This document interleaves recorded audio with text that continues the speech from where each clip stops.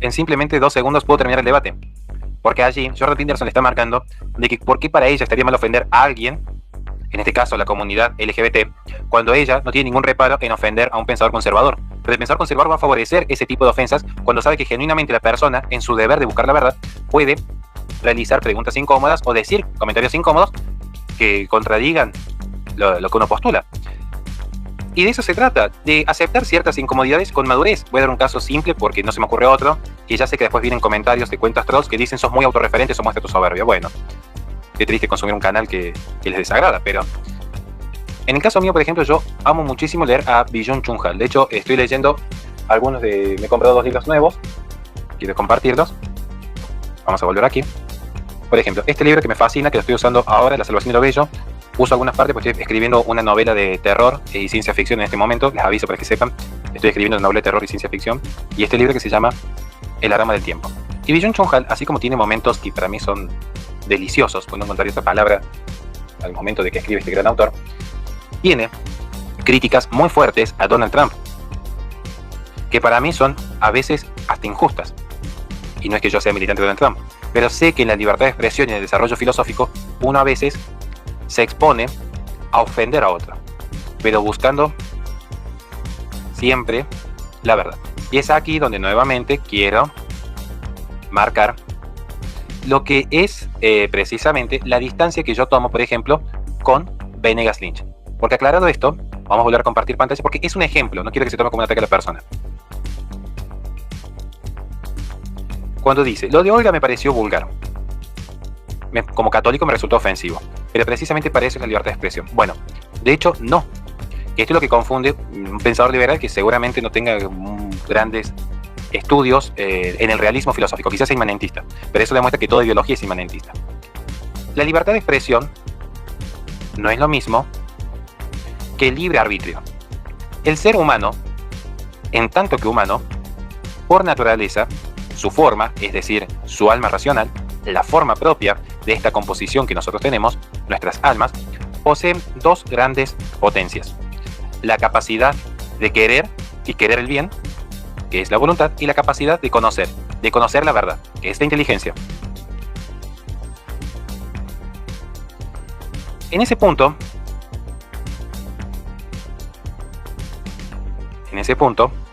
vamos a ver que la libertad, al menos en mi tesis, al menos en lo que yo desarrollo, al menos mi postura, la libertad implica el ejercicio virtuoso del libre arbitrio. ¿Y por qué es importante aclarar este punto para tomar distancia de los postulados que vemos de ciertas expresiones liberales? Porque si todo fuese lo mismo, si yo entendiese por libertad, que era lo mismo dar una vida que quitar una vida, habría lo que se llama un indiferentismo total. Sería indiferente.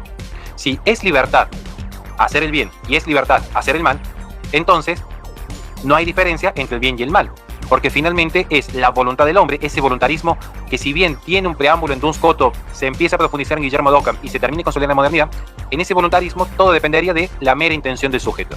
Por lo tanto, ya no habría una acción objetivamente buena y una acción objetivamente mala. Habría intenciones, subjetividades. Habría tanto bien y mal como la intención de tantos sujetos libres haya. Ya no habría diferencia entre libre arbitrio, que es la potencia propia del hombre, y la libertad, que es el ejercicio virtuoso del libre arbitrio. ¿Pero por qué es importante la virtud? Porque es lo que perfecciona y desarrolla al hombre. Porque es lo que nos permite, aún siendo nosotros imperfectos, reconocer el camino a la perfección. Porque si bien todos podemos enfermar, sabemos distinguir qué es una enfermedad de lo que es estar sano.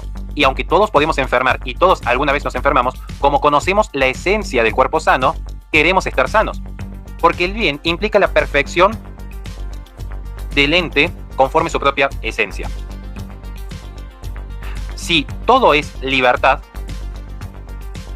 estaría cayendo en una indiferencia donde da lo mismo perfeccionar el ente que privarlo de su bien debido, porque el mal es privación del bien debido. Entonces, si la libertad de expresión es tanto para ofender, difamar, calumniar, dañar, que para buscar la verdad, ya no hay libertad de expresión. Hay simplemente palabras, sonidos. Y este es el principal problema. Yo le invitaría respetuosamente, en sede académica, ni siquiera en YouTube, en sede académica, a Venegas Lynch a discutir lo que es la libertad. no se trata solo de la coacción del Estado. Acá no estamos discutiendo si el Estado debe censurar o no. Acá estamos discutiendo de que si todo es indiferente, se anula la libertad. Y lo paso a explicar de la siguiente manera para que nos podamos entender. Porque me interesa que nos entendamos, no que piensen como yo. Que simplemente nos entendamos. No sé si alguien puede ver mi cámara en este momento. No sé si me pueden ver bien o no. Esperemos que sí. No sé si pueden ver el fondo. Verán que tengo regalos que me hacen en mis giras. Tengo muchos regalos en mis giras. Hasta me estoy dando cuenta que mis hijas han puesto allí mis guantes de boxeo. Y no sé qué hacen mis guantes de boxeo en la biblioteca, pero nos sirven de ejemplo. No sé por qué están allí los guantes de boxeo. Eso ha sido alguna de mis hijas que se metió en la oficina. Ustedes podrán ver que hay un diploma, las manos de mis hijas pintadas, un icono que me regalaron en una conferencia, un Cristo roto que me regalaron en otra conferencia, un nacimiento que me regalaron en una gira, mis libros, más libros. Vemos que hay diferentes objetos. ¿Bien? Hay diferentes objetos. Ahora, supongamos que estuviese, por ejemplo, aquí, mi amigo Hernán. Está mi amigo Hernán aquí en la oficina. Y yo le digo a mi amigo Hernán, por favor, Hernán, alcánceme el Cristo roto. Él podría decir, sí, te lo alcanzo, o él diría, no, no te lo alcanzo, non serviam, digamos así. Él podría elegir el no servir. Pero ¿por qué él puede elegir si alcanzarlo o no? Él puede elegir si alcanzar o no el Cristo roto, primeramente porque la forma del Cristo roto es distinta a la forma del libro, a la forma de los guantes de boxeo, a la forma del icono, a la forma de los dibujos de mis hijas. Entonces, como el lente está delimitado, la voluntad se puede orientar hacia el objeto concreto. La voluntad, como la inteligencia, tienen por objeto primero el lente. La voluntad y la inteligencia tienen por objeto primero el lente. Esto lo explica muy bien Santo Tomás de Aquino, de hecho. ¿Qué sucede? Que si de repente toda mi biblioteca de atrás, los dibujos, los guantes, el Cristo roto, mis libros, se fundiese en una sola cosa, sería algo amorfo. Amorfo, es decir, sin forma. Y como está sin forma, ya la voluntad no se puede orientar hacia el objeto debido. Porque si todo fuese una misma masa amorfa y yo le digo a Hernán, alcánzame el Cristo roto, ¿cómo haría él si no puede distinguir el Cristo roto de los guantes de los libros? Fíjense qué interesante, porque incluso nosotros que decimos a veces, no se puede amar lo que no se conoce. Si el amor es un acto libre de la voluntad, el amor es un acto libre de la voluntad.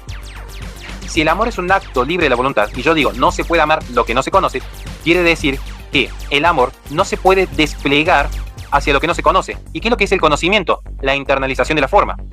Cuando no se internaliza la forma, no se puede amar, porque no se puede orientar con inteligencia la voluntad. Bien. Entonces, ¿qué es lo que sucede aquí?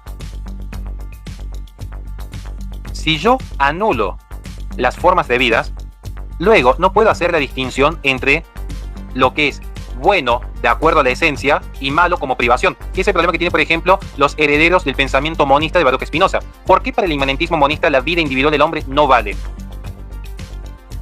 Porque en sí mismo no hay un marco referencial externo. Y ese es el problema del inmanentismo. Por eso muchas veces se salta del monismo al nihilismo. Cuando todo vale lo mismo, ya nada vale.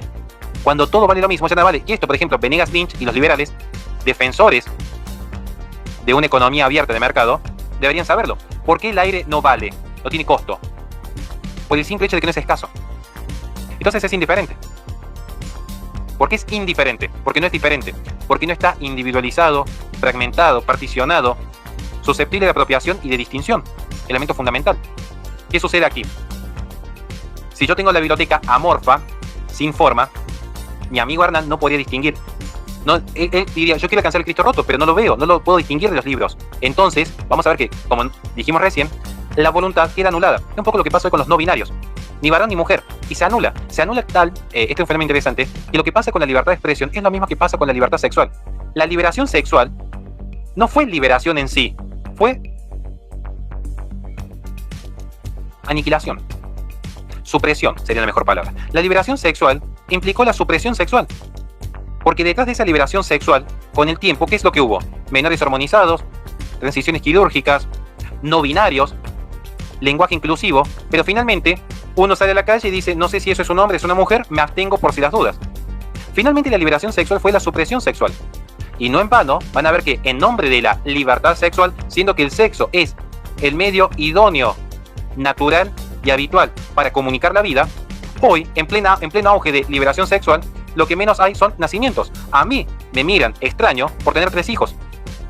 A mí me ven extraño, hasta me he convertido una paria dentro de la propia derecha, porque soy de esa corriente de pensamiento que sostiene que hay más bien en una sola persona que enciende una vela, ontológicamente más bien en una vela encendida por una persona humilde, que en millones de personas vociferando contra la oscuridad. Objetivamente. Entonces, vamos a ver que, así como la liberación sexual implicaba a la postre la supresión sexual, la libertad de expresión, que sería en este caso una liberación de expresión, si no se la entiende a la luz de la búsqueda de la verdad y el bien, potencias propias del alma, las potencias propias del alma, si no se la entiende en ese sentido, en esa visión conservadora de la antropología, va a ser indistinto. ¿Qué sucede? Así como vimos con el ejemplo de la supresión sexual, tengo el ejemplo de qué sucede cuando con la libertad de expresión da lo mismo buscar la verdad que ofender gratuitamente, difamar, calumniar, mentir. Porque no es lo mismo. No es lo mismo que una persona que tiene dudas en su fe indague, lo cual me parece legítimo, a que una persona quiera burlarse de la fe. No es lo mismo la persona que, en un ejercicio genuino de la filosofía, puede hacer preguntas incómodas al creyente, que la persona que busca simplemente ofender al creyente. Porque la ética tiene una dimensión en la voluntad. ¿Cuál es la voluntad de esa persona? ¿Buscar la verdad o simplemente agraviar?